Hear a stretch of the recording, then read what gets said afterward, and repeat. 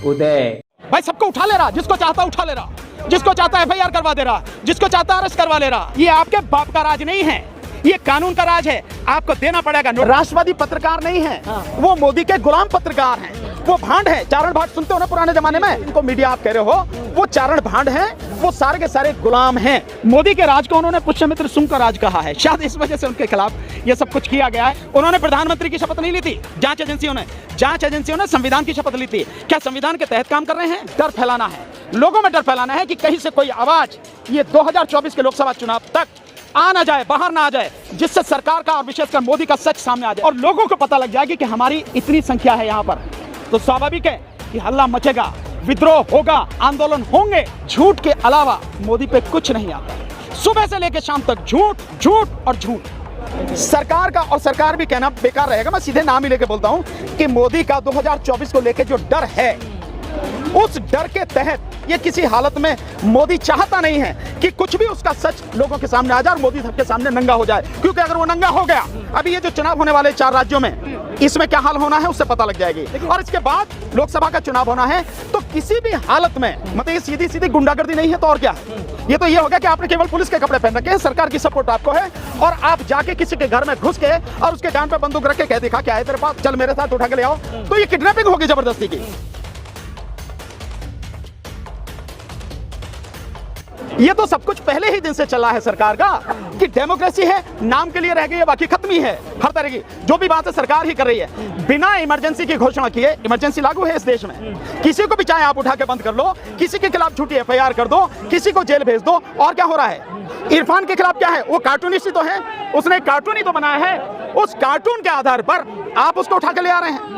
और ये सारी चीजें हैं क्या? इन सब ने किया क्या है? इन सब ने सरकार की सच्चाई जो है वो लोगों के सामने रखी है, और ये बर्दाश्त नहीं। लेकिन मोदी को किसी भी हालत में सच पसंद नहीं है, सच से मोदी की टांगें कांपती हैं, इसलिए वो जो डर है। और अब चुनाव सर पे हैं, इस दौरान ये सच्चाई लगातार बाहर आएगी तो निश्चित रूप से जो उसकी सत्ता में, जो सत्ता की उसकी हवा से, उस पर निश्चित रूप से रोक लगेगी। ये तो आम बात है, ईडी का रेड, सीबीआई का रेड, इनकम टैक्स का रेड, मोदी राज में ये तो बहुत आम चीज है, और ये हमेशा उनके खिलाफ होती है। तो विपक्ष के लोग और यही जो है वो जो लोग निष्पक्ष रूप से पत्रकारिता करते हैं, उनके खिलाफ, जो सच दिखाते हैं उनके खिलाफ होना है। रेड भी पड़ेगी, उनको अरेस्ट भी किया जाएगा, यूएपीए लगाया जाएगा। लेकिन आपको ये सारी चीजें देनी पड़ेंगी। ये आपके बाप का राज नहीं है, ये कानून का राज है। आपको देना पड़ेगा, नोटिस देना पड़ेगा, आपको जो एफआईआर की कॉपी देनी पड़ेगी। पुलिस और ईडी कार्रवाई कर रही है, आप लोग अमित शाह मोदी का नाम क्यों ले रहे हैं? उन्हीं के कहने पे तो कर रही है। किसके अंडर में है ये सब कुछ?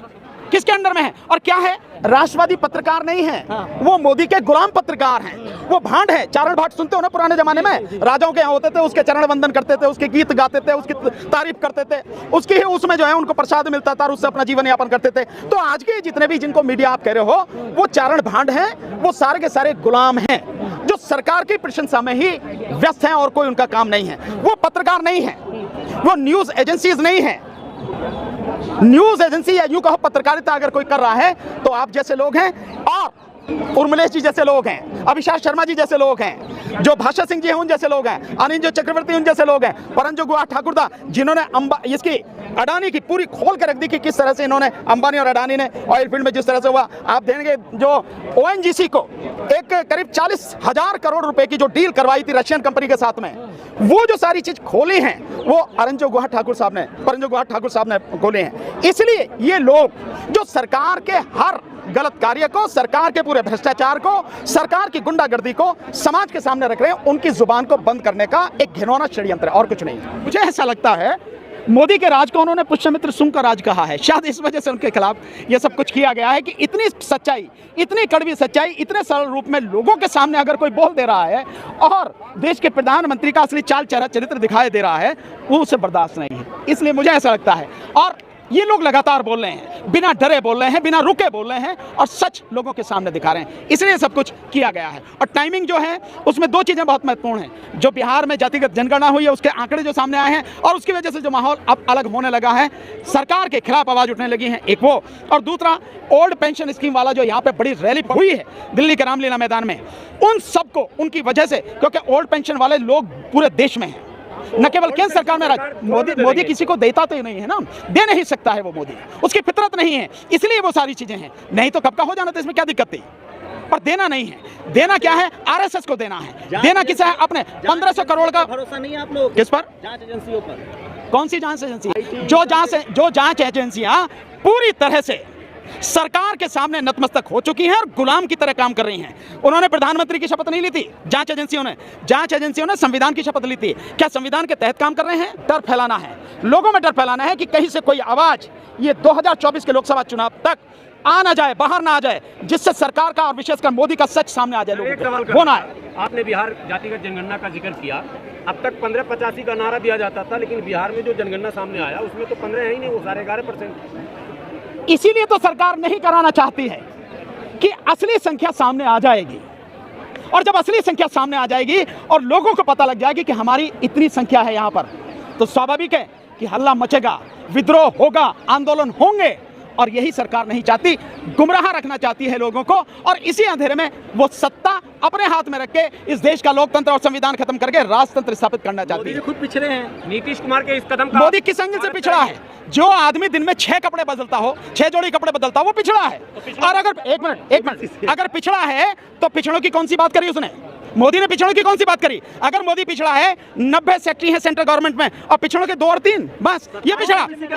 मंत्री गए भाड़ में, काहे के मंत्री हैं? मंत्री के पास पावर कुछ नहीं है, सब सिर्फ झंडी हिलाने के गाड़ी के मंत्री हैं। उनका बंगला मिला हुआ है, गाड़ी मिली हुई है, सब कुछ है, सुविधाएं मिली हैं, सिर्फ इस बात के चलती किसकी है? आप बताइए ना। वो तो उनकी तो बाद में चलेगी, जो बाकी और आरएसएस के लोग भी उसमें हैं मंत्री, उनकी भी नहीं चलती। सब कुछ पीएमओ के हाथ में है। और हर मंत्रालय का एक सेक्रेटरी वहां बिठा रखा है, पीएमओ में सारा वही कंट्रोल करता है। और जिसकी बात कर रहे हैं मोदी की कि ये कहना झूठ के अलावा मोदी पे कुछ नहीं आता, सुबह से लेकर शाम तक झूठ झूठ और झूठ। जो कहता है मोदी, करता क्यों नहीं है? ये तो भाई सबको उठा ले रहा, जिसको चाहता उठा ले रहा, जिसको चाहता एफआईआर करवा दे रहा, जिसको चाहता अरेस्ट करवा ले रहा। वो तो इसीलिए कहेंगे भाई भगवान है, इसलिए कह रहे हैं ना। वो यही डर फैलाया जा रहा है। चीन से फंडिंग के अभी तक कोई सबूत नहीं है। एक बात जो बात कही जा रही है, लेकिन इस बात के सबूत हैं कि प्रधानमंत्री मोदी का जो पीएम केयर फंड है उसमें चीन की कंपनियों से फंडिंग आई है, पैसा आया है। और इस बात के भी सबूत हैं जो विवेकानंद फाउंडेशन है उसमें भी चीन की तरफ से पैसा आता है। इस बात के सबूत है।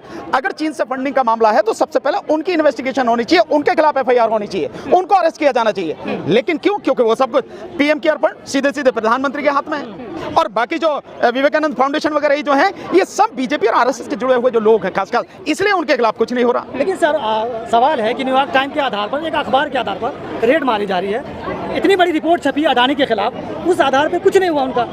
तो यही बात लोगों को मतलब सबसे ज्यादा अखर रही है कि जिसके खिलाफ सबूत हैं और जिसके खिलाफ इस बात के पूरे प्रमाण है कि 17 लाख करोड़ का घोटाला किया गया और एक ही झटके में करीब 12 लाख करोड़ जो मार्केट से, शेयर मार्केट से गायब हो गए, कहां गए, उसके खिलाफ कोई कार्रवाई नहीं है। जिसके खिलाफ सबूत हैं लगातार मिलते चले आ रहे हैं, पर जिनके खिलाफ कोई सबूत नहीं है, केवल एक रिपोर्ट छपी, उस रिपोर्ट के आधार पर अगर होना था तो पहले आप इन्वेस्टिगेशन करते। कोई इन्वेस्टिगेशन करी आपने? नहीं करी। आपने एफआईआर कर ली अपनी मर्जी से और उसके बाद में आपने आके उन लोगों को अरेस्ट कर लिया, पत्रकारों को, जिनका कोई लेना देना नहीं है। अगर फाइनेंस की कोई हेराफेरी कुछ भी है तो वो आप न्यूज़ क्लिक से पूछे, उसके मालिक से पूछे, वहां तो कुछ नहीं है। आप जो पूछ रहे हैं पत्रकारों को, ये सीधे सीधे सरकार का, और सरकार भी कहना बेकार रहेगा, मैं सीधे नाम ही लेके बोलता हूं कि मोदी का 2024 को लेकर जो डर है, उस डर के तहत दिल्ली पुलिस के माध्यम से, दिल्ली पुलिस की जो इकोनॉमिक ऑफेंसेस विंग है उसके माध्यम से जो कार्रवाई पत्रकारों के खिलाफ की गई है, ये उस डर के चलते की गई है।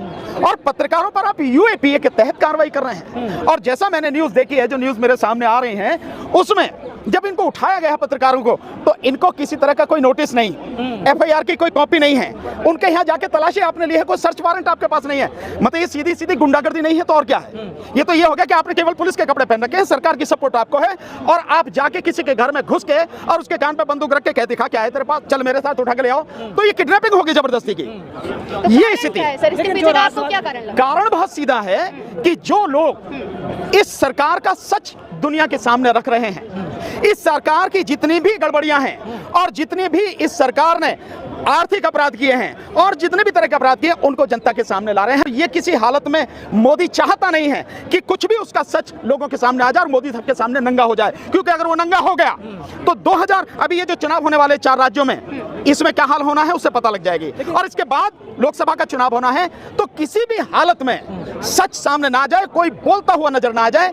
अभिव्यक्ति की आजादी को दबाने का ये जो काम है बहुत ही घिनौना एक काम है। लीगल सिस्टम को मान रहे हैं तभी तो चुपचाप चले गए। अगर ये लोग लीगल सिस्टम को नहीं मानते तो नहीं जाते, उनके खिलाफ विद्रोह करते हैं। आरोपियों के पक्ष में आप लोग धरना निकाल रहे हैं। नहीं, आरोपियों के पक्ष में आरोप में अगर मैं आप पर लगा दूं आरोप से मतलब नहीं है। किस तरह तो जांच, आप जांच करने से पहले कानूनी प्रक्रिया पूरी करेंगे कि नहीं करेंगे? आप जांच किसके दायरे में करेंगे, किस अधिकार से करेंगे? कानून के अधिकार से। क्या है पुलिस ने उल्लंघन किया है। पुलिस ने एक तो नोटिस नहीं दिया किसी को, जो नोटिस देना मस्त था, जरूरी था, नोटिस नहीं दिया। सीआरपीसी में बाकायदा प्रोविजन है इसका। इसके अलावा जब आप सर्च कर रहे हैं तो सर्च से पहले आप उनको सर्च वारंट दिखाएंगे, दिखाया नहीं? किसी को नहीं दिखाया। इसके अलावा आप उनको वो कॉपी देंगे, एफआईआर की कॉपी देंगे, आपने कोई कॉपी नहीं दी। लीगल प्रोविजन आप इनका पालन नहीं करेंगे।